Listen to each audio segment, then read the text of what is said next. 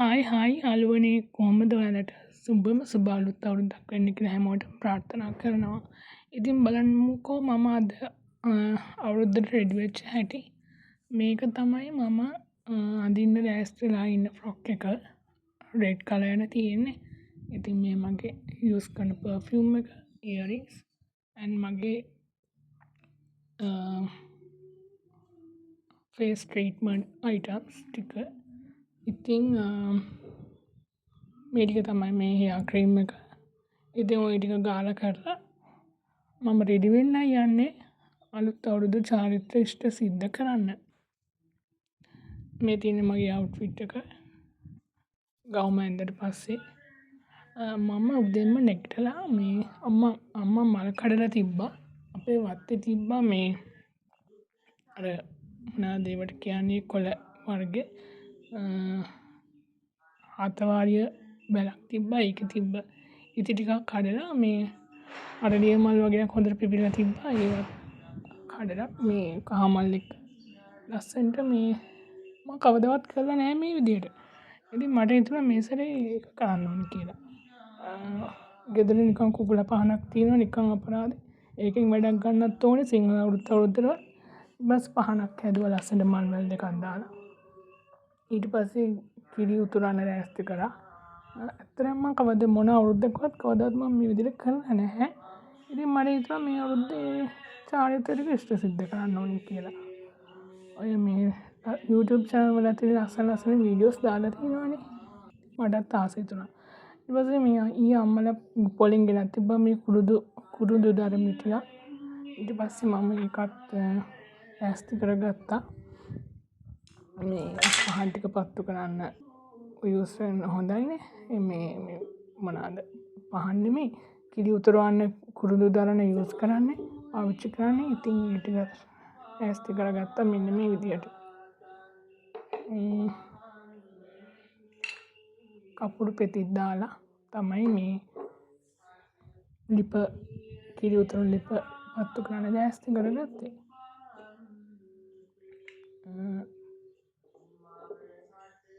ඊට පස්සේ මේ අර සතර වළඳ විවුරන්ට පහන් හතරක් පත්තු කරනවානේ.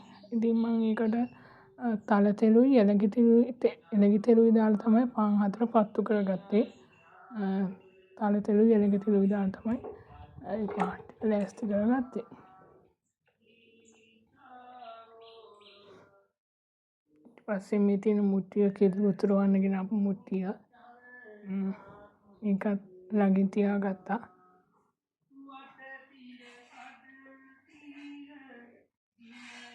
ඒ ටික ලෑස්ති කරගත්තා. මෙන්න මේ විදිහට. එතකොට කල් වෙලා ඇතුව මේවා ලෑස්ති කරලා තිබ්බාම ලේසියිනේ. ඕමනා මේ නැකත් වෙලාවට දඩ පිටි ගාලා හොයනවට වඩා කල් ඇතුව මේවා ලෑස්ති කරලා තිබ්බාම ලේසියි.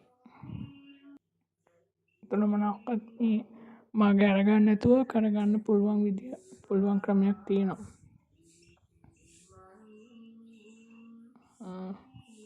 ওই විදියට සූදානම් කරගත්තා.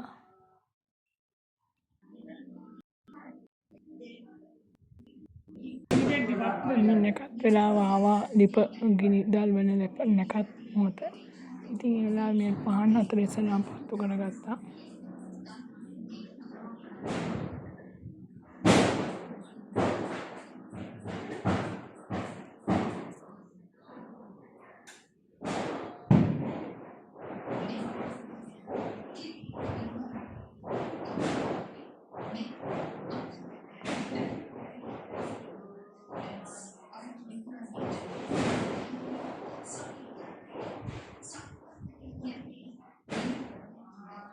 මේ ෆස්ට් ටයිම් තමයි ඇත්තටම මම මේ විදිහට ගෙදර මේ දේවල් කරන්නේ. කවදාවත් කරන්නේ නැහැ. ඉතින් ගෙදර අයටත් පුදුමයි මොකද එකපාරට මට මේ සිද්ධ වුණේ කියලා. මම මේව ඇත්තටම මේ ප්ලෑන් කරන්නේ නැතුව කරපු දේවල් ඒවල හිතුණා ඊට පස්සේ ටක් ගාලා මේ කරා. මට හිතුණා නෑ මේ අලුත් අවුරුද්ද හොඳට සමරන්න ඕනේ කියලා. මට පුළුවන් විදියකට. හැබැයි ඇත්තටම යාළුවනේ මම මේ සැරේ අවුරුද්දට නම් කිසිම ඇඳුමක් ගත්තේ නැහැ. උල් කියන්න ඕනේ ඇත්තටම ගත්තේ නැහැ. මේ ඇඳුම් සාප්පු ගානේ ගියේ නැහැ. මේ කිසිම දෙයක් ගත්තේ නෑ. අම්මටයි තාත්තටයි සල්ලි දුන්න අයට උඹලා දෙයක් කරගන්න කියලා මේ ඇත්තටම කිසි දෙයක් කරේ නෑ. ඇත්තටම මේ අවුරුද්ද හොඳයි මට. සල්ලිත් අතේ තිබ්බා. ඒත් මට එහෙම කිසි උවමනාවක් වුණෙත් නෑ මේ මොකුත් ගන්න. shopping යන්න කිසි ආසාවක් තිබ්බේ නෑ. ඇත්තටම මම වැඩි shopping යන්න කැමති කෙනෙක් නෙමෙයි.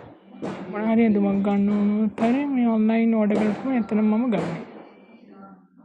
ඉතින් දැන් මේ අම්මත් මේ උදව් වුණා ලිප හදලා මේ වැඩ ටික කරගන්න.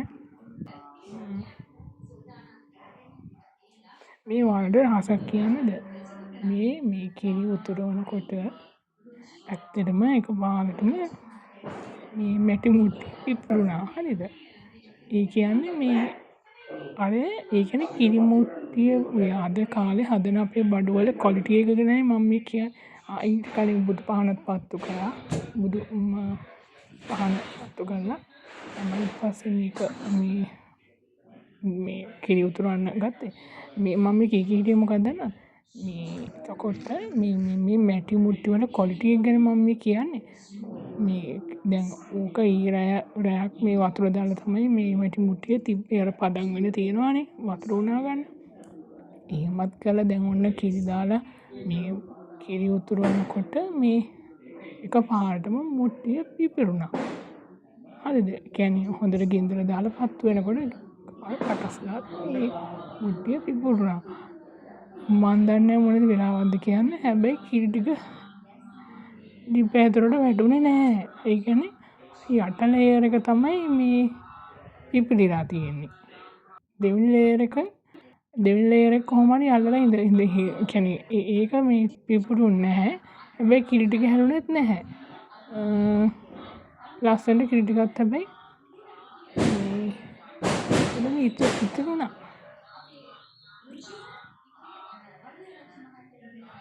මේ තාත්තත් බලන් ඉන්නවා කිරි ඉතිරන එක. මේ ඇත්තටම හොඳ දිශාවට තමයි කිරි ටිකත් ඉතුරුනේ. මේ හොඳයි. ඇත්තටම හොඳයි සතුටුයි.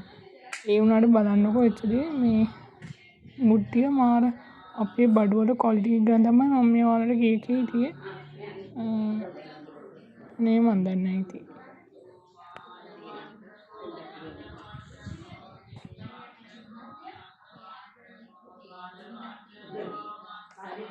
මමත් එකපාරට කන්ෆියුස් වුණා මේක පාට මොකක්ද උනේ කියලා.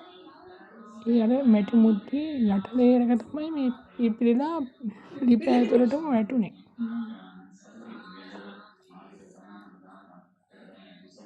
බලන්න.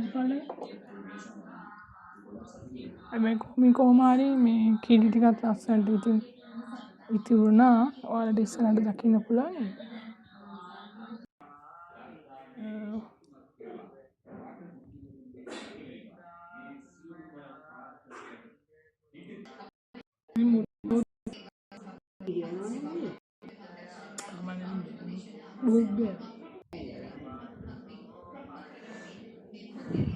හරි ඉවසීමෙන් බලාගෙන ඉන්න ඕන එකක් තමයි ඉතින් මේ කිරි උතුරනවා කියන එක අපිට ඕනලාට හිතෙන්නේ නැහනේ.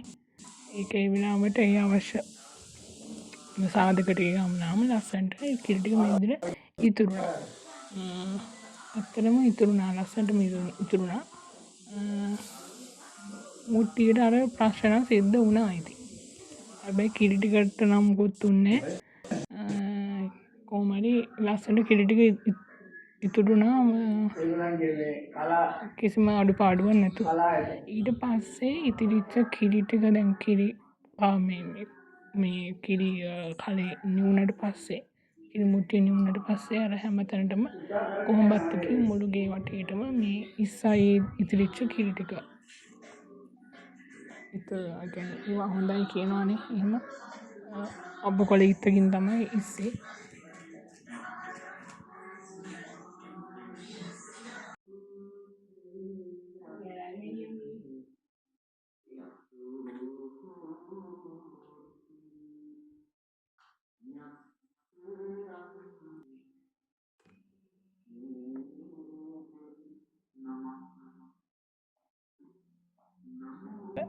ඊට පස්සේ මමම හදපු අලුවා මේ සැරේ මම කෑම ජාති ගොඩක් හැදුවා. මම හදපු නාරං කෑම මම මේවා ගෙදර හැදුවා. ඊයේ පෙරේදා ටිකේම ඉතින් ඕවා තමා කරේ. ඊට පස්සේ මම හැදුවා තව කොණ්ඩ කැවුම්. ඒකත් ෆස්ට් ටයිම් හැදුවේ. කොණ්ඩ කැවුම් 3-4ක වගේ කොණ්ඩේ ආවා ලස්සනට. ඇත්තටම කැවුම් පොඩ්ඩයි හැදුවේ. කැවුම් 5-6ක් වගේ තමයි හැදුවේ. අපේ ගෙදර වැඩි කවුරුත් නෑ වැඩි අපේ ගෙදර. ඉතින් මේ ඔය විදිහට කේක් ටික ලෑස්ති කරගත්තා. මමයි කේක් හැදුවේ. අපේ ගෙදර තියෙනවා මල්බෙරි ගහ. ඒ මල්බෙරි ගහේ මේ දවස්වල ගෙඩි හොඳට ඉදිලා තිබ්බා. ඒවා දාලා හොඳට මේ මල්බෙරි කේක් එකක් හැදුවා. බටර් කේක් වලට මල්බෙරිස් මේ ටිකක් අර සීනි ටිකක් දාලා ඒක නිකන් කැරමල් කරලා වගේ සෝට් කරලා ඒක කේක් එකට දාලා මේ අසමනස මල්බෙරි කේක් එකක් හැදුවා.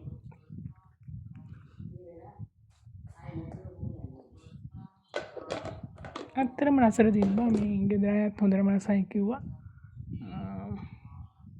පර්ෆෙක්ට් ඩිලිෂියස්. ඇත්තටම රහයි. මේ විදිහට කේක් ටිකක් හැදුවා.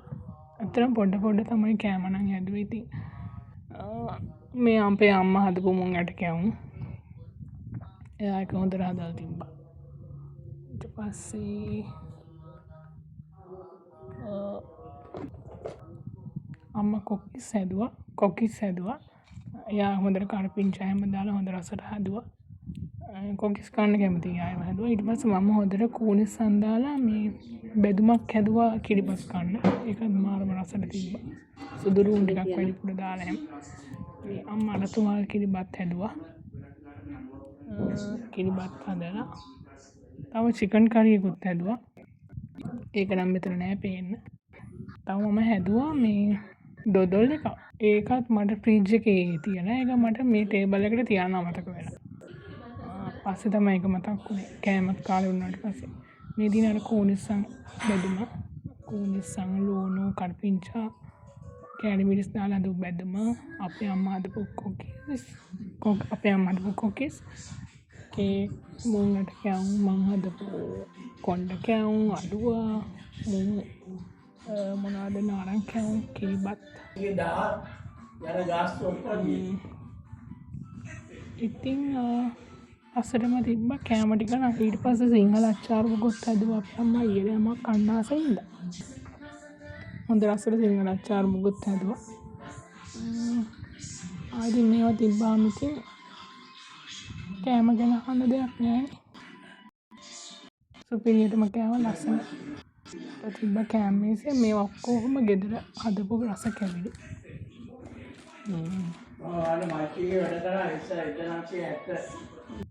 හරි. ඊට පස්සේ මම ලෑස්ති කරගත්ත පහන ආහාර අනුභව වෙලාවේදී පත්තු කළා. මේ තාත්තා පහන පත්තු කරනවා. ඊට පස්සේ එයා පත්තු කරලා අම්මට දුන්නා. එයාට වතුර කඩේකුත් දුන්නා වගේ වතුරට එනකත් වෙලා අසනීප ගානේ ඉන්නේ. ඉතින් හරි පව්. එයාත් පහන පත්තු කරා.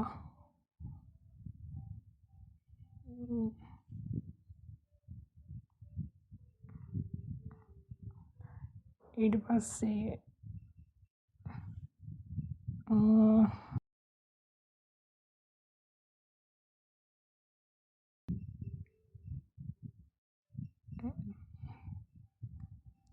එයා වෙනුවෙන් පහනක්. ඊට පස්සේ මේ පත්තු ගානේ මගේ පහන. ලස්සන පහන් වැටිය පත්තු කරා මේ අවුරුද්දේ.